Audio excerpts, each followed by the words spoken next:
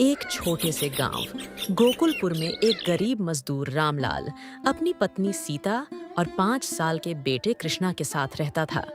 रामलाल ईंट और पत्थर ढोकर किसी तरह अपने परिवार का पेट पालता था।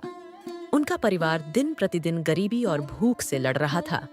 सुबह सुबह रामलाल नदी किनारे बैठा अपनी टूटी किस्मत को कोस रहा था। इतने में उसका बेटा कृष्णा दौड़ते हुए आया और हाँफते हुए बोला, पिताजी, पिताजी, जल्दी चलिए। माँ बहुत रो रही हैं। माँ को बहुत जोरों की खांसी हो रही है और उन्हें तेज बुखार भी है। बेटे की बात सुनते ही रामलाल घबराकर उठ खड़ा हुआ और तेज कदमों से घर की ओर चल पड़ा। घर पहुंचकर उसने देखा कि सीता चूल्हे के पास बैठी आंसू बहा रही थी। रामलाल ने चिंतित होकर पूछा, सीता, क्या हुआ? तुम रो क्यों रही हो? क्या तकलीफ है? कल रात भी मैंने देखा था कि तुम बार बार खांस रही थीं। अब कृष्णा बता रहा है कि तुम्हें बुखार भी है। मैं ठीक हूँ, आप चिंता मत कीजिए। आप निश्चिंत होकर काम पर जाइए। थोड़ी देर में जब घर के काम करूंगी तो सब ठीक हो जाएगा। वैसे भी हम गरीबों का बुखार मेहनत करने से उतर जाता है। नहीं सीता, आज शाम को जब मैं घर लौटूंगा तो वैद्य जी से दवा लेकर आऊंगा। लेकिन कहाँ से लाओगे? वैद्य जी दवा मुफ्त में नहीं देते। पिछले हफ्ते ही तुमने अपने मालिक से पैसे उधार लिए थे। अब वो तुम्हें और पैसे नहीं देंगे। अरे कोई बात नहीं सीता, मैं आज सेठ जी से मदद मांग लूंगा। देखो, मैं उनके यहाँ इतनी मेहनत करता हूँ, मुझे पूरा यकीन है कि वो हमारी मदद करेंगे। इतना कहकर रामलाल काम पर चला गया। वह गोदाम में सामान ढोने और इधर-उधर पहुंचाने का काम करता था। शाम को काम खत्म करने के बाद वह सेठ के पास पहुंचा और बोला, सेठ जी, प्रणाम। मुझे थोड़े पैसों की जरूरत है। मेरी पत्नी बीमार है, कृपा करके मेरी मदद कीजिए। मैं आपके पैसे मेहनत करके चुका दूंगा। अरे, तुम मजदूर हो, कोई व्यापारी नहीं। पिछले हफ्ते ही तो मैंने तुम्हें उधार दिया था। अब तुम फिर मुंह उठाकर पैसे मांगने चले आए। सेठ जी, मेरी पत्नी को तेज खांसी और बुखार है। दवा देना बहुत जरूरी है, कृपया मदद कीजिए। देखो भाई, मैं तुम्हें और धन नहीं दे सकता। काम करना है तो करो, वरना कहीं और चले जाओ। सेठ की बात सुनकर रामलाल का दिल टूट गया। वह निराश होकर घर की ओर लौटने लगा। रामलाल कुछ ही दूर चला था कि उसके कानों में भारी सी आवाज गूंजी। इतने उदास मन से कहाँ जा रहे हो बालक? रामलाल ने पलट कर देखा तो एक पुराने पीपल के पेड़ के नीचे एक साधु बैठे थे। उनकी नजरें रहस्यमय और गहरी थीं। हाँ महाराज, मेरी जिंदगी में तो केवल निराशा ही है। जिसका जीवन दुखों से भरा हो, उसके चेहरे पर खुशी कहाँ से आएगी? तेरे माथे पर चिंता की लकीरें बता रही हैं कि तेरी किस्मत तुझसे रूठी हुई है। सही कहा महाराज, यही मेरी किस्मत है। रामलाल ने फिर साधु को सारी आपबीती सुनाई। बालक, लगता है भगवान तुझसे नाराज नहीं बल्कि तुझे परख रहे हैं। भगवान जो भी करते हैं मनुष्य की भलाई के लिए ही करते हैं। क्या? तो आप यह कहना चाहते हैं कि मेरा परिवार भूखा सोता है, मैं 2 दिन से बिना भोजन के हूं, और यह सब मेरी भलाई के लिए है? बालक, भगवान के फैसले इंसान की समझ से परे होते हैं। हो सकता है अगर तुझे अभी धन मिल जाए तो तेरा स्वभाव बदल जाए और तू गलत राह पर चल पड़े। लेकिन तू चिंता मत कर, भगवान के घर देर है, अंधेर नहीं। साधु की बातें सुनकर रामलाल चुपचाप वहां से उठ गया। उसने साधु को कोई जवाब नहीं दिया और सीधा अपने मित्र नामदेव के घर चला गया। अरे मित्र, बड़ी मुसीबत में हूं। मेरी पत्नी सीता बीमार है, उसे दवा की सख्त जरूरत है। मैंने अपने मालिक से पैसे मांगे थे, लेकिन उन्होंने साफ इनकार कर दिया। मुझे समझ नहीं आता कि ये आजकल के सेठ गरीब मजदूर की मजबूरी क्यों नहीं समझते। नामदेव ने गहरी सांस लेते हुए कहा, अरे भाई, यही तो इस दुनिया की रीति है। धनवानों को सब लोग सिर पर चढ़ाते हैं और गरीबों को पैर की जूती समझते हैं। देखो रामलाल, तुम जब भी मेरे पास मदद मांगने आए हो, मैंने कभी मना नहीं किया। लेकिन इस बार मेरे हाथ बहुत तंग हैं। कई दिनों से मेरे घर की हालत भी ठीक नहीं है। तुम समझ ही रहे हो ना मैं क्या कह रहा हूं। हाँ मित्र, मैं समझ गया। लेकिन अब बताओ, मैं किसके पास जाऊं? मैंने अपनी पत्नी से वचन दिया है कि शाम तक वैद्य जी से दवा लेकर आऊंगा। वैद्य जी दवा उधार में नहीं देते, पहले पैसा चाहिए तभी जड़ी बूटियां मिलती हैं। अब मैं क्या करूं? यह सुनकर नामदेव गहरी सोच में डूब गया। कुछ देर चुप रहने के बाद उसने कहा, देखो रामलाल, अगर कोई है जो तुम्हें कर्ज दे सकता है तो वो है इस गांव का सेठ मोतीराम। लेकिन तुम तो जानते ही हो, वह कर्ज के बदले मनमाना ब्याज लेता है, और अगर ब्याज समय पर न मिले तो वह कर्जदार की जान तक ले लेता है। हाँ, मैं जानता हूं कि मोतीराम कितना निर्दयी और लालची है, पर मेरे पास और कोई उपाय नहीं है। सीता बीमार है, उसका इलाज बहुत जरूरी है। अगर आज दवा न मिली तो पता नहीं क्या हो जाएगा। रामलाल इतना कहकर वहां से सीधा सेठ मोतीराम की हवेली की ओर चल पड़ा। क्या हुआ रामलाल? मेरी हवेली में तो आज कोई काम धाम नहीं है, फिर तेरे जैसे मजदूर का यहाँ क्या काम? सेठ जी, मैंने अपने मालिक से पैसे मांगे थे, लेकिन उन्होंने नहीं दिए, इसलिए मैं आपके पास आया हूँ। मेरी पत्नी बीमार है, मुझे दवा के लिए पैसे चाहिए। आपसे वचन देता हूँ कि एक एक पाई मेहनत करके चुका दूंगा। हाँ हाँ, पैसे तो मैं तुझे दे दूंगा, लेकिन ब्याज अपने हिसाब से लूंगा। बोल, मंजूर है या नहीं? हाँ सेठ जी, मंजूर है। मेरी पत्नी का इलाज करना बहुत जरूरी है। ठीक है, ये ले पैसे, लेकिन याद रखना, अगले महीने तक ब्याज मेरे पास पहुंचना चाहिए। मूल तो बाद में चुका देना, पर ब्याज की देरी बर्दाश्त नहीं होगी। और तुम जानते ही हो, जो मेरे साथ धोखा करता है उसका अंजाम कैसा होता है। रामलाल डरते डरते पैसे लेकर वहां से निकल पड़ा। शाम को जब रामलाल वैद्य जी से दवा लेकर घर लौटा और सीता को जड़ी बूटियां दी, तो सीता चौंक कर बोली, पहले तो यह बताओ, तुम्हारे पास दवा के पैसे आए कहाँ से? रामलाल ने सारी घटना उसे बताई। यह सुनकर सीता डर के मारे कांप उठी और बोली, हे भगवान, तुमने मोतीराम से कर्ज ले लिया। तुम्हें पता है ना, वो अपनी मर्जी से ब्याज लगाकर लोगों को कितना तंग करता है। तुम तो वैसे ही बड़ी मुश्किल से मजदूरी करके हमारे लिए 2 वक्त की रोटी का इंतजाम कर पाते हो। अब तुम उसका कर्ज कैसे चुका पाओगे? चिंता मत करो सीता, धीरे धीरे कोई ना कोई रास्ता निकल ही जाएगा। अभी सबसे जरूरी है कि तुम ठीक हो जाओ। सीता ने आंसू पोंछते हुए दवा ले ली।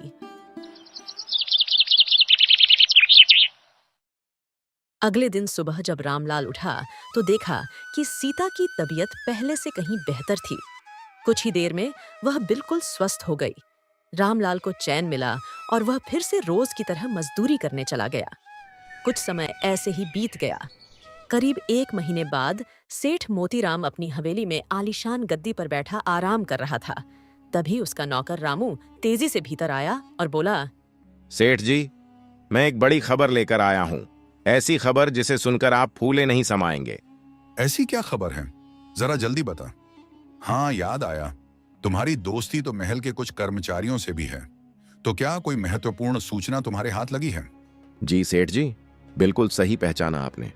महल के भीतर से एक ऐसी सूचना आई है जिससे आपकी किस्मत ही बदल सकती है। रामू ने विस्तार से सारी बात सेठ मोतीराम को बताई। वाह रे रामू, ये तो कमाल हो गया। तेरी यह बात सुनते ही मेरे दिमाग में एक योजना जन्म ले चुकी है। सेठ जी, मैं सब जानता हूँ। आपके दिमाग में जो योजना आई है वही मेरे मन में भी आई थी। इसीलिए तो कह रहा हूँ, अब आपको गांव में अपनी छवि बदलनी होगी। क्या मतलब? मतलब साफ है, अब गांव के लोगों को ब्याज के लिए तंग मत कीजिए, बल्कि सब जगह यह ऐलान कर दीजिए कि आप बहुत दयालु और भले आदमी हैं। कह दीजिए कि अब आपको ब्याज से कोई मतलब ही नहीं है। हाँ, ये विचार तो बढ़िया है, और इस बदलाव की शुरुआत मैं गांव के सबसे गरीब मजदूर रामलाल से करूंगा, जो पिछले महीने ही मुझसे कर्ज लेकर गया था। ठीक कहा सेठ जी, चलिए आज ही यह खेल शुरू कर दीजिए। उधर गोदाम में रामलाल रोज की तरह कंधे पर बोझ ढोकर मेहनत कर रहा था। अचानक वहां सेठ मोतीराम और उसका नौकर रामू पहुंच गए। गोदाम का मालिक चौंक पड़ा और आदर से बोला, अरे सेठ जी, आप हमारे गोदाम में कैसे पधारे? क्या हमारे किसी मजदूर ने आपसे कर्ज लिया है? हाँ भाई, कर्ज तो लिया है, और वह भी तुम्हारे गोदाम के सबसे गरीब मजदूर रामलाल ने। हाँ, उस बेचारे को कोई और मिला नहीं क्या? सीधे आपसे ही कर्ज ले लिया? इतनी देर में रामलाल भी वहां आ पहुंचा। उसने सेठ को देखकर घबराहट में बोला, सेठ जी, आप चिंता मत कीजिए, मैं कल ही आपका ब्याज चुका दूंगा। आज शाम को मुझे पैसे मिलने वाले हैं। अरे भाई, मेरी बात तो सुन लो। मैं यहाँ तुमसे ब्याज लेने नहीं आया हूँ, बल्कि ये देखने आया हूँ कि तुम मजदूर कितनी मेहनत से पेट पालते हो। लोग मुझे बेवजह बदनाम करते हैं कि मैं कर्जदारों को तंग करता हूँ, पर सच्चाई कुछ और है। देखो रामलाल, जब तुम्हारी मर्जी हो तब वह रकम लौटा देना जो तुमने मुझसे उधार ली थी। बस मुझे और कुछ नहीं चाहिए। तो इसका मतलब सेठ जी, आपको ब्याज नहीं चाहिए? अरे भाई, तुमने सुना नहीं क्या? सेठ जी कह रहे हैं कि अब किसी से ब्याज नहीं लेंगे, न केवल रामलाल से बल्कि पूरे गांव के मजदूरों से। जब उनकी मर्जी हो बस मूल रकम लौटा दें, यही सेठ जी चाहते हैं। यह सुनकर सब लोग हैरान रह गए। मोतीराम वहां से शान से निकल गया।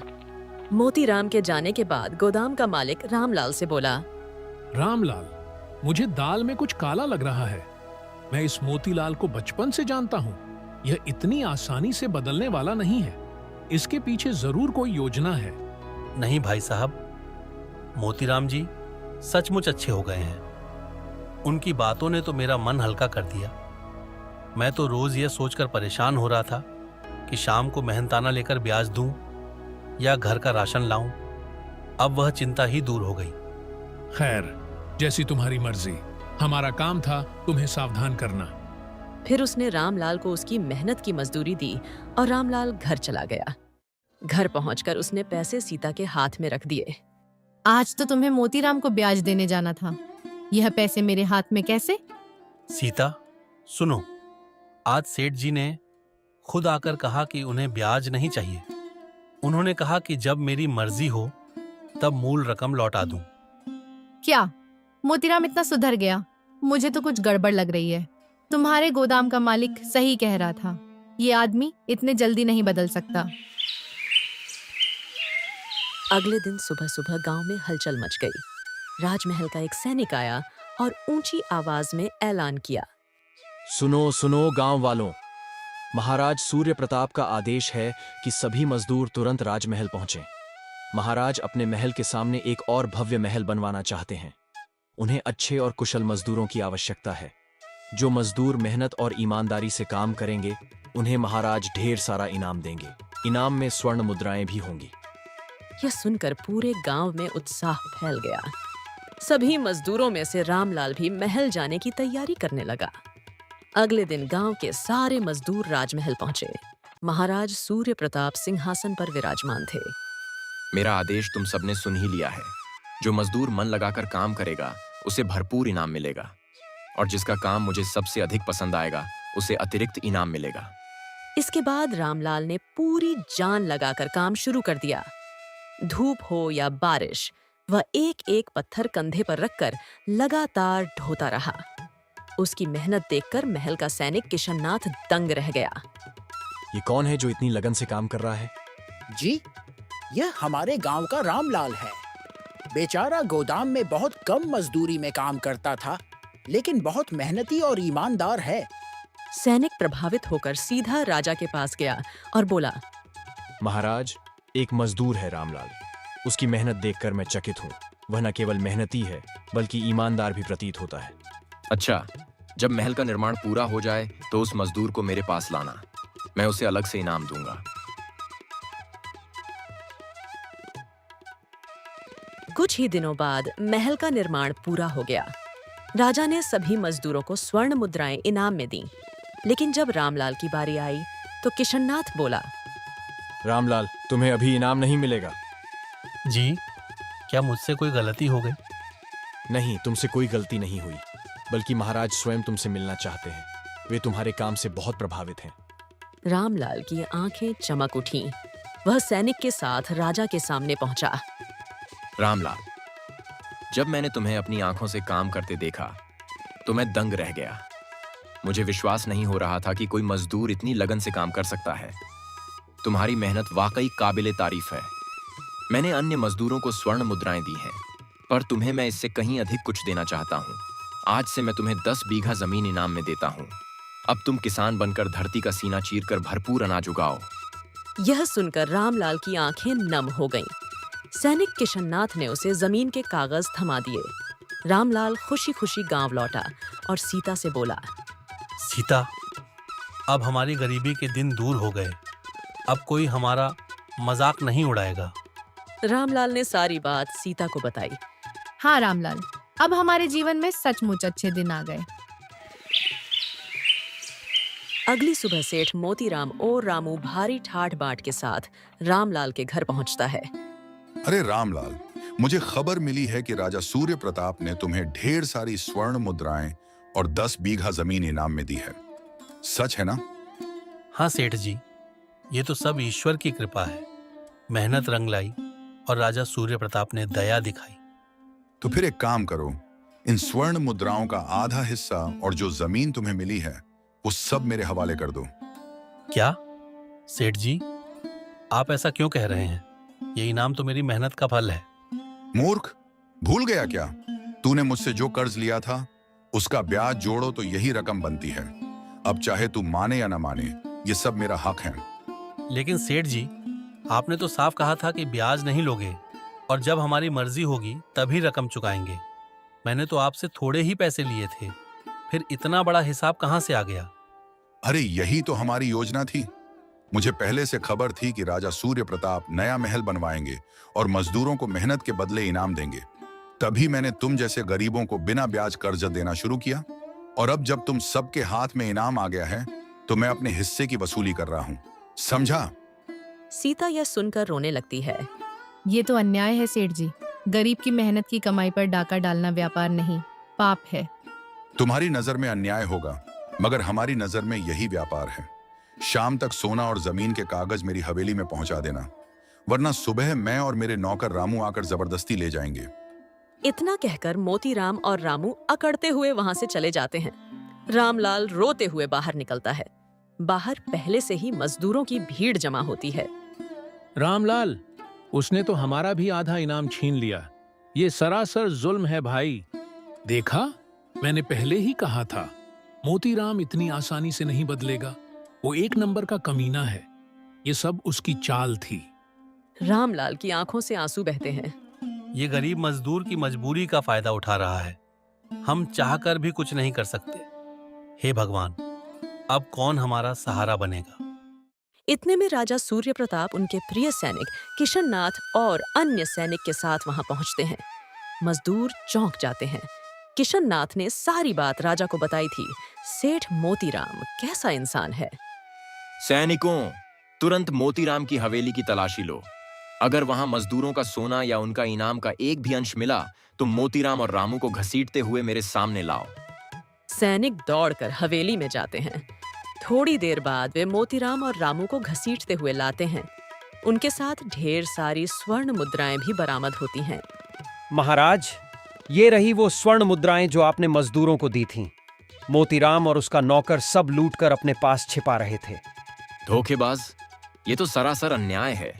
जिसने मेरे महल में पसीना बहाया, उससे उसका आधा इनाम छीनने की हिम्मत की तुमने। महाराज, गलती हो गई, मुझे माफ कर दीजिए। लालच में अंधा हो गया था। दोबारा कभी ऐसी भूल नहीं होगी। नहीं मोतीराम, तुम्हें क्षमा का कोई अधिकार नहीं है। जो गरीबों पर दया नहीं करता, उसे समाज में रहने का अधिकार नहीं। सैनिकों, इन्हें कारागार में डाल दो और जिन मजदूरों से इनका हिस्सा छीना गया है उन्हें सारा धन लौटा दो। सैनिक तुरंत सारा सोना मजदूरों को लौटाने लगते हैं। मोतीराम और रामू को कैद में डाल दिया जाता है। पूरे गांव में खुशी का माहौल छा जाता है। धन्यवाद महाराज, आज आपने हमें इंसाफ दिलाया। गरीबों की मेहनत का फल उनके हाथ में लौटा दिया। रामलाल, याद रखना, मेहनत करने वाला कभी गरीब नहीं होता। असली गरीबी तो लालच और पाप में है। सभी मजदूर राजा विक्रम की जयकार करते हैं। गांव में उल्लास छा जाता है। इस कहानी से हमें यह सीख मिलती है कि इंसान की असली ताकत उसके पास धन दौलत नहीं, बल्कि उसकी मेहनत, ईमानदारी और सच्चाई होती है। अगर कहानी अच्छी लगी हो तो वीडियो को लाइक और चैनल को सब्सक्राइब करके एक प्यारा सा कमेंट जरूर कीजिएगा। Thanks for watching.